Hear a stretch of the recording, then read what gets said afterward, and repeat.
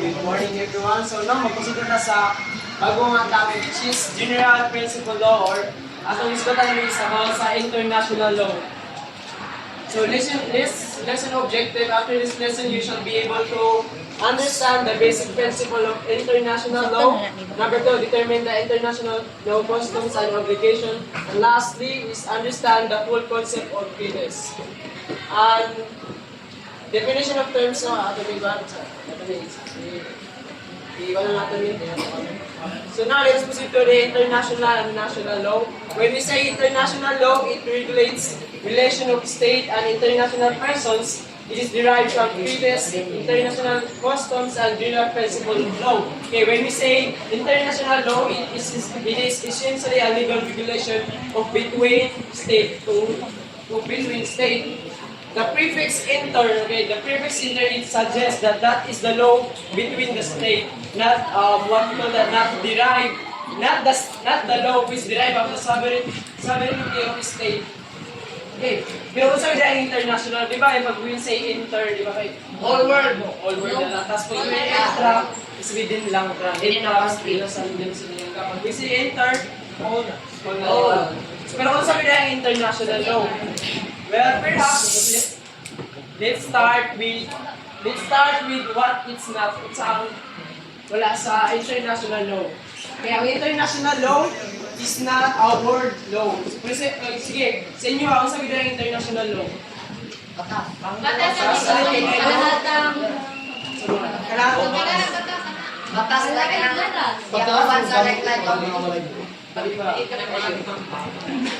Okay, international law is not a world law. International law is not a world court. International law is not a world police. But instead, international law is a set of agreement and custom that many countries will follow. This agreement it covers the right and duties of one countries or one states. And ang para sa mga international law, di ba, because a set of agreement, so sa isa ka one state, isa ka one country. For example, na is like war, human rights, and trade and diplomacy. And sa international law, it can be a treaties, di ba? It is a set of agreement between the states. Dito, international about interact with each other, another state or other state. So, ang international, because international is an agreement. It can be treaties. When we say treaties, it is about a written agreement. O sa plan pangabayan is we have the customary law. Customary law, it is a principle and ideas that one country follow. Okay, now let's proceed to the how does international law become a part of the law of the state? There are two doctrines of why international law become a part of the law. We have the doctrine of incorporation and doctrine of information. So, pwede mga pakibasa. States that XXX, the Philippines adopts the generally accepted principles of international law as part of the law of the land. Doctrine of transformation requires the enactment by the legislative body of such international law principles as a result to be part of municipal law. Pinasabtan yung ibasa? The doctrine of transformation, it is what we call that, it is process of incorporating the customary law to domestic law through judicial making. Ang transformation is it is a like may agreement gapon pero through judicial making. While ang doctrine of incorporation, magnagya po yung agreement nga mahitabo pero iskuan lang, automatically ma-adapt na international law to domestic law. Sabta lang? Pamatahan na. What's the difference? Ang doctrine of transformation is gamit sa through judicial law making. While ang doctrine of incorporation is automatic lang. Ma-adapt ang international law to domestic law sa isang country. Like for example, Automatic lang. That's ganito judicial making. Do you mean by judicial making daw? Judicial, kanang process by law. Sige, pangata na. Sunod ba yun? Example. Oo. So later. Okay. Okay, ato lang i-definition na lang wano. I-definition na to ang international law, national law. Ang international law is na yung sa definition of terms. Ang international law, it regulates between the state, relation of state. So ito international law, between the state, relation of state. States rather. And the national law, it is within the state lang. Yeah.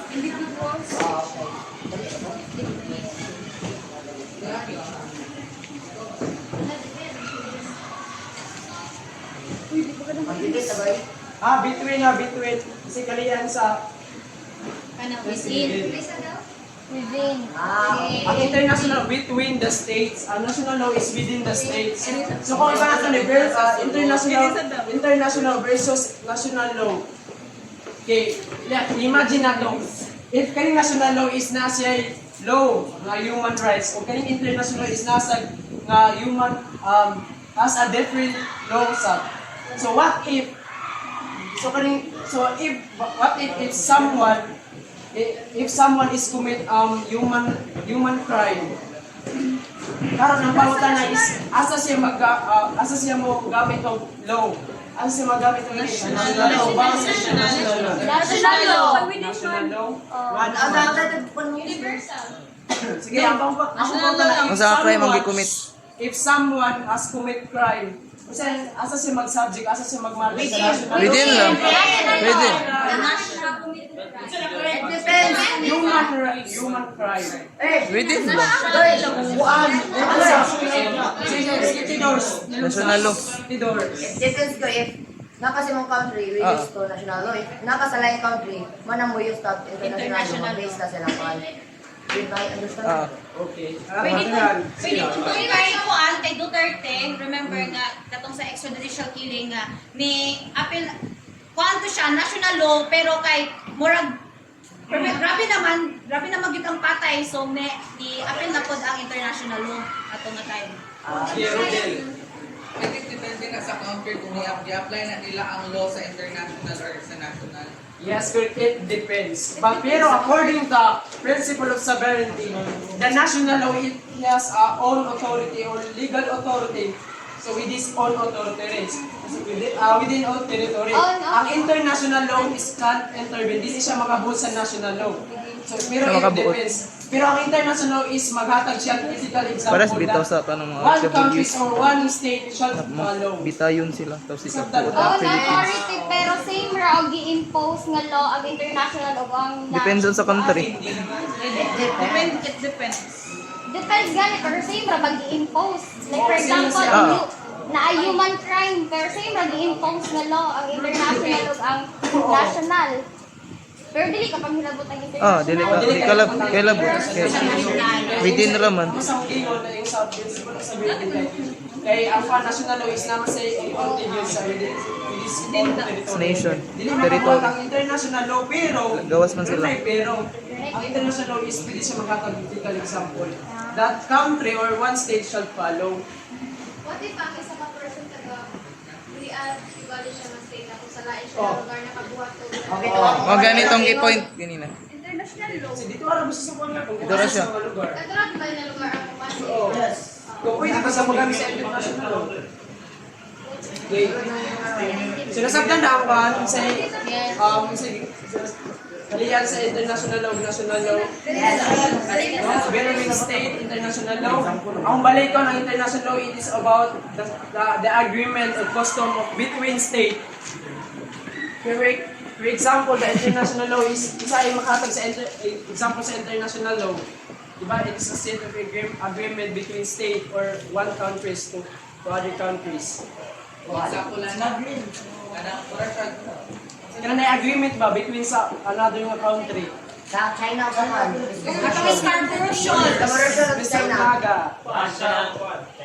Aba sa territory ka lang pag mag-fishing ka, dahil doon na ba Indonesia o Philippines. Kaya pag ka na mag-fishing na sila, ay ka na mag-isda, di ba bawal ang Filipino is one.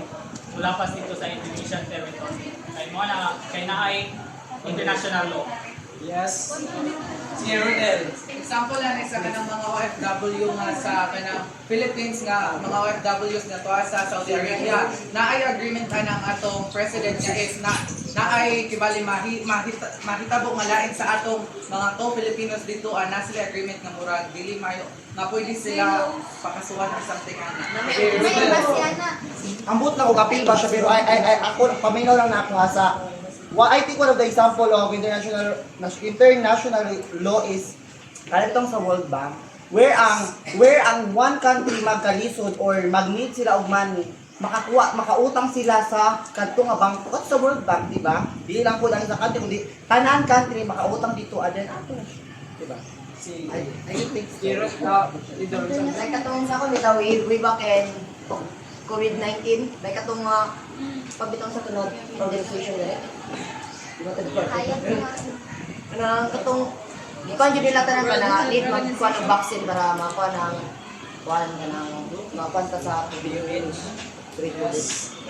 So, katamata na yung sakto. Napunta dito ako ng MDT. Isa ng MDT? Mandatory Development Training. Mutual Defense Territory. Example na sa Philippines o US. Diba ang US is nagasuporta sa to So between the Philippines and US is na yung agreement nga naitabo. Pangutana. Mutual Defense. Basta agreement. Territory. Mutual Defense Territory. It's about zero war or land. Alliance. Or alliance. Or kung silong. Or kung na lang, diplomacy. Or diplomat. I will say diplomacy is about one. Isang country is nasa peace or nasa agreement nga magtinabangay. Or alliance. Ano ba niya yung big kanina? Mutual defense territory. Mutual defense. Defense. So, about na sa land of war.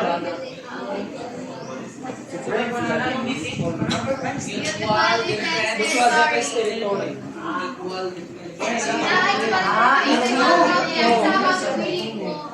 Kapag nasa na agreement. So, pangutaan na about sa international law. Answer. Wala? So, karon ako yung mangutaan na. Importante ba ang international law? Yes! Sige, man. Para magkakiusa. para work balance ang kuan sa Ecosystem. para po ka na balance ang kuan sa kanang sa world bitaw. Ang law. Yes, Makakadin sa Ato ba itong gihatag di mga katong Montreal o Geneva, katong about sa kanan tinabangay ang kuan tungod sa atong war nga para matapos yung kuan. I think the reason why importante siya is kanang bitaw kanang nay mga problems sa country nga dili na nila makayag solve. That's why manginahanglan sila tabang sa other country. Sige nga, importante man ang international law. To regulate peace. Yes. it promotes understanding. Sige, let's imagine if there is three countries, paminaw. If there is three countries, if kaning ang countries gusto niya mag-trade sa kaning country, o kaning po sa gusto siya mag-trade, gusto siya makig-trade or gusto niya makig-diplomat or makig-diplomacy, gusto niya makig-ampi sa country. Karon sa may unsa nga law o unsa mga gamiton ang magawas is ang international law, magawas ang international law. So, to make it simple, no, ang international law is yung sa bridge bitaw. Bridge sa country. Ana. Para ang between na kaning tulo ka country is para ma-smooth, para yung ni GL para ma-balance. Para ma-balance yung sabtan ka. Yes! Kaya now, let's proceed to the internal convention or an internal customs. Internal conventions are international agreements concluded between states. While the international custom known as customary law, mga tingin na ako ng customary law, consists rule law derived from the consistent conduct of status of states rather acting out in the belief that the law required them to act the way. Kaya ang internal convention is known as treatise. Witness? Internal convention. Ha? Lunch na yan. Okay. Test eh. When we say treatise, it's about a written agreement. Agreement between states. Oh yes. Treaty. Murag, ubos-ubos na sila international law. Paano siya is part bitaw sa pag-way sa way sa para pag-agreement sa usa ka between states. Mo nang gitawag nga internal mo na nata gitawag nga internal convention of internal customs. So ang internal convention Conventions. is treaties. Paano sa treaties guy? Written agreement. No, written agreement. Well, ang internal Convention. custom is awan siya is tawag ni customary law, known as customary law. To take note. Customary law. Known as customary law. Customer. Customary law. Customary law. Customary law. Customary Ang law. customary law is ang kini nga between the agreement gapon no between state. Pero kani sa masang gingon is automatically na lang mahimo ang international law is mahimo din siyang domestic law. Sila sabtan ra? Wala libo pa sige pangutana. Okay. Isa ba daw? Kaya ang internal convention is between the agreement gapon Agreement siya between ang pagwila sa kwarta which is written siya. pag-agreement mo nang nata gitawag ka internal convention o internal custom. When you say internal convention, it is agreement, written agreement or treatise. It is known as treatise. Written agreement. But ang customary law is siguro is paano siya is maaymo na siyang pamitaw kanang gina-practice na daan or ang international is automatically may sa domestic law. What happened? Example, daw Mr. Vice. Ang example ni sama sa mga itong kuan, MDT, di ba natin ay tanong ng kuan? Na MDT, nga itabo, like, ang Philippines is nag-sign siya contract sa US sa MDT. Well, ang customary law is sama sa gingon, it is ang practice na daan bitaw, pero nahin mo siyang law. Isa'y maghataga na anong gina-practice na bitaw nato, pero nahin mo siyang law. Anti-crime. Saan naman yung Anti-crime. Practice. Kaya gina-practice man nila sa atong country pero hindi siyang law. Wala siya sa international law pero Trading. Trading. Practice ba na? naman sa international law. Nagbugay rin ng trading eh. Ang trading naman sa international law. International. Example sa dating, Customary law. Customary.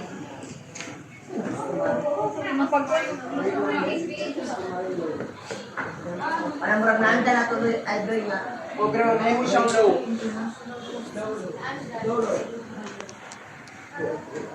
Ay, okay na lang.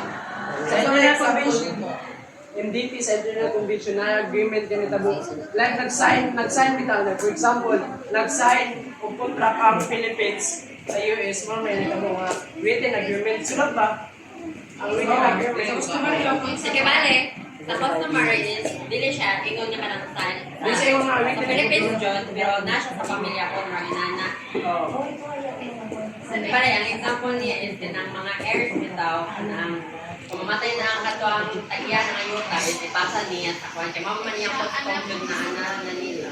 Okay. Sa example yung matong hindi ko. Sa example ganun custom law. Gusto ko law. Bakit siya sa to? Is kaya nga Being out of the belief that the Example law is- why? Wala mo siyang law. Kasi makata example. Diyo, kada daw. Para makasabutan lang. So, sa international law, ay international convention, kaya na siyang nga niya kay international agreement between states na kana agreement to sa between states, kung ka states or duha, basta agreement na nila duha. Pero kung may tag international customs, anang whole na lang siya nga state ha, nana sila yung rule nga naidaghan sila nga rule nga gina-act kay para kana ma-maintain ang peace or pareha lang sa territory, di ba? Di sila dapat maglapas-lapas sa territory. It's because that is international custom. Tapos ang international convention, kana na ng trading or kanang MDT nga iginganin mo. Okay. So, for example, buta natin ni ang customer law is unwritten agreement. For example, is Kanang ikaksunduan na nilang tanan. oh, o sa international convention dahil is nasa itawag nga bilateral. Kung nasa bilateral.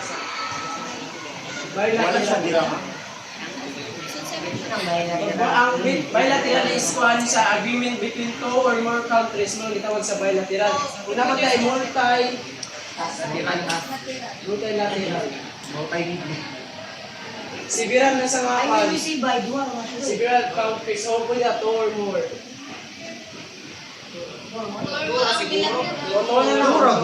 Bilateral to. Ang multilateral is sibiral between the agreement of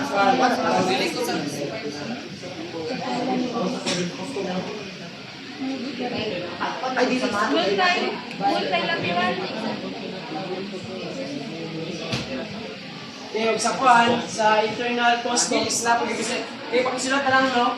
Sa internal convention na say bilateral o multilateral. Sa international customs na say regional customs. Special. Task force, ano lang?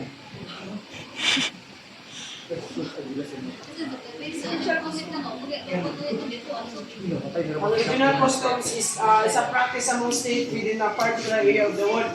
Same lang sila sa treaties o sa custom law. Same lang sila sa treaties o sa kanila. Ang regional is same lang sa treaties written agreement. With ang customary law is maragya pa same lang sa special customs. Ano sa may ilibugan? Sige ko na yung book. Parang sa talagang tao ba? Katong sa kuan ba? Sige, tingko kita para maklalay Dito sa dispatch na kuan lang. Katong sa gina-practice na nga naa sa international law. Utak ko wala yung Ginapractice sa national law, pero ginapractice na ito naman na yung wala siya kasabot lang. Ang kanang for example, i-practice practice kung ginako na about territories na between countries kay ilo jud pwede nga makakanamuan ko na tagiha ang country. Agreement. Agreement of state. Another state. agreement lang. Agreement. Between the state and other countries. Haman tong sa international National. International.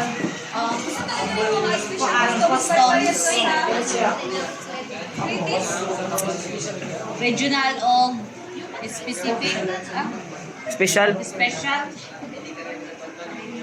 Okay, pakunta na sa international law.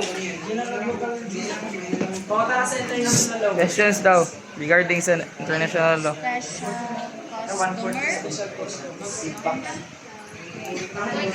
Hoy, questions daw.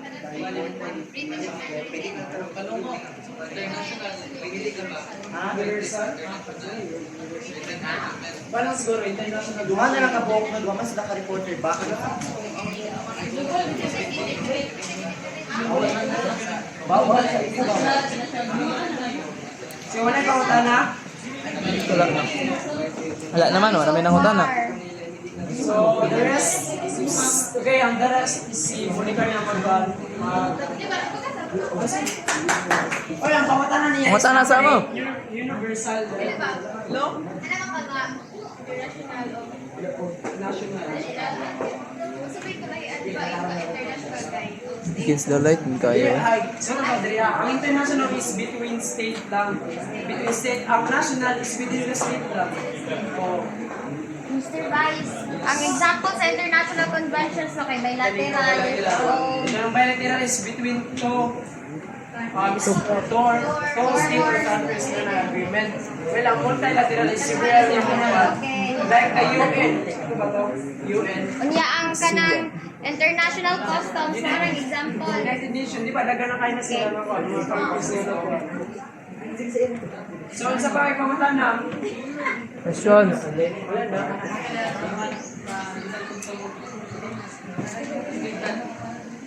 Kani, regional custom, hospital custom. Kani, regional custom is same sila sa Philippines. Dapat sa Manila, mga dapat yung unit plaga. Special customs.